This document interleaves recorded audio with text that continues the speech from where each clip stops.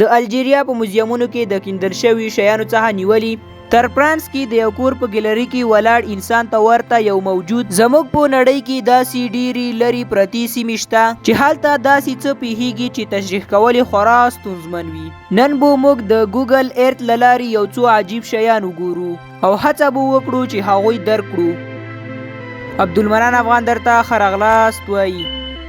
ګرانو لیدونکو، زموږ د لیست لومړنۍ عجیبه شاید د انټارکټیکا په سیمه کې ده. دا دی د انټارکټیکا یخ وهلي غرونه، کوم چې تاسې همدا اوس د سټلایټ له لارې ګورئ. د همدې غرونو ترمنځ یو داسې ډارونکی مخ پټ دی چې ځینې خلک وایي چې دا د انټارکټیکا د ځانګړو شرایطو استازیتوب کوي، خو بیا ځینې خلک په دې باور دي چې دلته مسیح دجال شتون لري. دغه یو طبیعي جوړښت دی چې خپل د یو لوی انسان بڼه غوره کړې ده او نور جوړښت یې د سیوري لخوا جوړ شوی. د دغه جوړښت سترګه، تړلې پوزه، خوله او تندی ټول داسې ښکاري لکه یو چا چې په قصدي ډول جوړ کړی وي. دا طبیعي جوړښت تر اوسه کومه مشهوره نښه نه ده ګرځېدلې. په ګوګل ارت کې د تاریخي سټلایټ عکسونو له لارې دا مخ په واضحه توګه لیدل کیږي. که د اندازې خبره یې وکړو، دغه مخ له پورته خوا څخه ښکته خواته 1 کیلومتر اوږد دی او سوري 1500 متره دی. دا د انټارکټیکا په دومره لرې ساحه کې پروت دی چې د انسان ورتګ ناممکنه ده. زموږ د ویډیو یو بل موقعیت د بهامس په یو داسې ټاپو کې دی چې د بولوک هاربر په نوم یادیږي. دا ځای د خپلو صفا ساحلونو د لرلو له امله خورا مشهوره دی، خو د دې اوبو د څپو لاندې یو داسې څه پټ دي چې خورا زړه راښکونکي او جالبه ده. هغه دا چې دلته یوه لویه الوتکه لوېدلې وه. دا الوتکه په دغه ځای کې د 10 د جولای په 1990 کې لوېدلې وه. د سیسنا 402 په نوم دغه الوتکه په ایرپورټ کې د کښته کېدو څخه د مخه په اوبو کې لوېدلې وه. کله چې دا پیښه وشوه نو په الوتکه کې یو پیلوټ او 18 دانې مسافر موجود ول، خو د خوشبختۍ خبره دا ده چې دوی ټول ژوندي ژغورل شوي وو. له رنوي څخه یوازې 2 کیلومتره لرې پیلوټ د بریکونو د ناکامېدو راپور ورکړی وو، او که چیرې یې هڅه کړې وای چې په رنوي کې الوتکه کېنولې وای نو حتما به یو چا ته ستونزه پیښېده. لومړی دا الوتکه د اوبو لاندې وه، خو کله چې اوبو کمې شوې نو دغه د سټلایټ له لارې ښکاره شوه. اوس راځئ چې لاړ شو د فرانس نینسي ښار ته، چیرې چې د ګوګل ارت سټریټ ویو یوه داسې صحنه ثبت کړې ده چې په ټول انټرنیټ کې یې ویره خپره کړې ده.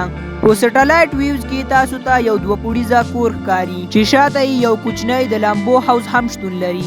خو که چیرته د دې ځای د سټریټ ویو ته وکتل شي نو هلته داسې څه ثبت شوي وو چې له امله یې ګوګل دې ته اړ شو چې دا ټول کور بلر یعنی غیر واضح کړي. د دې کور په بالکني کې یو داسې عجیب فرنیچر لیدل شوی کوم چې د ګوسټ آن د بالکاني په نوم یادیږي. دغه فرنیچر د انسان ته ورته یو ډول شکل جوړ کړی. کله چې دغه تصویر په انټرنیټ کې وایرل شو نو د دې په اړه ډېرې ویرونکې نظریې خپرې شوې.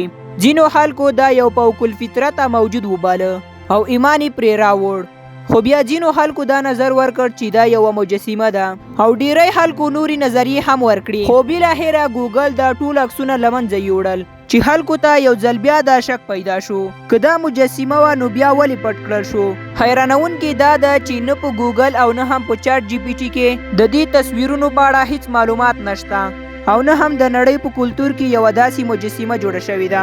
د قزاقستان په مرکز کې د لیزا کاپسکا ښار ته نږدې د یو جهیل په غاړه یو لوی پنټاګرام لیدل شوی. دغه پنټاګرام نښه یو پخوانی تاریخ لري او دا نښه د بیلابیلو کلتورونو او دینونو لپاره کارول شوې ده. لیکن په سوشل میډیا کې د کانسپیرسي تیوري دا وایي چې دا نښه د شیطان پرستۍ لپاره کارول کېده. موږ باید دا هیره نه کړو چې قزاقستان د 1991 څخه د روسیې یوه برخه وه او د هغوی په بیرغ کې هم یو ستوری یعنی سټار لیدل کیږي. خو که چیرته د ګوګل ارت په تیرو وختونو کې دغه عکس تعقیب کړو نو دغه عکس د 1915 کال رادې خوا جوړ شوی. اوس راځو سودان ته چې ویرونکي صحراګانې د خپل طبیعي جوړښت له امله ډیر مشهور کړی. خو د ګوګل ارت له لارې دلته یو عجیب شی لیدل شوی چې خلکو ته یې حیرانتیا ورکړې ده. دا یو جوړښت دی چې له لرې څخه د یو لوی انسان شونډو ته ورته جوړښت ښکاري. دا دومره لوی دی چې له ځمکې څخه یې پیژندل ناممکنه دي. دا اساساً د جیولوژي یعنی د ځمکپوهنې یوه لوبه ده چې د انسان سترګو ته دوکه ورکوي.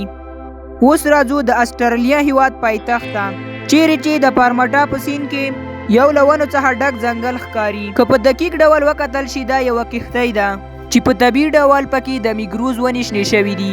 کله چې د دې حقیقت ته کتنه وشوه نو په نتیجه کې معلومه شوه چې دا د اس اس ایرفیلډ یوه کارګو بیړۍ وه چې د 1911 کال راهیسې د استرالیا په ساحلي سیمو کې ګرځېده. په سوریا کې د اپرمیا په نوم یو لرغونی ښار و چې اوس هم د یونسکو د یو نړیوال میراث په توګه ثبت دی. د سټلایټ ویوز دغه عکس د 2011 کال دی چیرې چې زړې کنډوالې لیدل کیږي. په هغه وخت کې په سوریا کې کورنۍ جګړې روانې وې او په همدې وخت کې خلکو دغه لرغونی ځای چور کړ. له دې ځایه داسې خزانه وموندل شوه چې په نړیوال بازار کې خورا ارزښت درلود. یو کال وروسته چې د دې ځای عکس سټلایټ خپور کړ نو داسې ښکارېده چې دلته زرګونه نه بلکې پولکونه سوري شوي. دلته په زیاته پیمانه کیندنې شوي وې او له دې ځایه ټولې خزانې لوټ کړل شوي وې. په روسیې کې د شمالي ساحل ترڅنګ سټلایټ یوه عجیبه منظره ثبت کړې ده. د سمندر پر سطح 14 ګر جوړښتونه چې د تارونو یا رسۍ له لارې د یوې بیړۍ پورې نښتي دي. ځینو خلکو دا د روسیې پټې وسلې وبللې او ځینو بیا دا د توغندیو یا د توغولو ځای وباله. که موږ پخواني عکسونه وګورو نو هر کال دوی خپل ځای بدلوي، یعنی په هر کال کې دوی خپل موقعیت بدلوي. دا هر څه د اوبو پر سر باندې روان دي. خو کله چې د چټ جی پی ټي څخه پوښتنه وشوه نو معلومه شوه چې دا یوازې د ماهیانو د روزنې ځای دی کوم چې دلته ماهیان په ښه توګه روزل کیږي. د معلوماتو له کتلو او اوریدلو مو نړۍ مننه. که مو معلومات خوښ شوي نو ویډیو لایک او د خپلو دوستانو سره هم شریکه کړئ.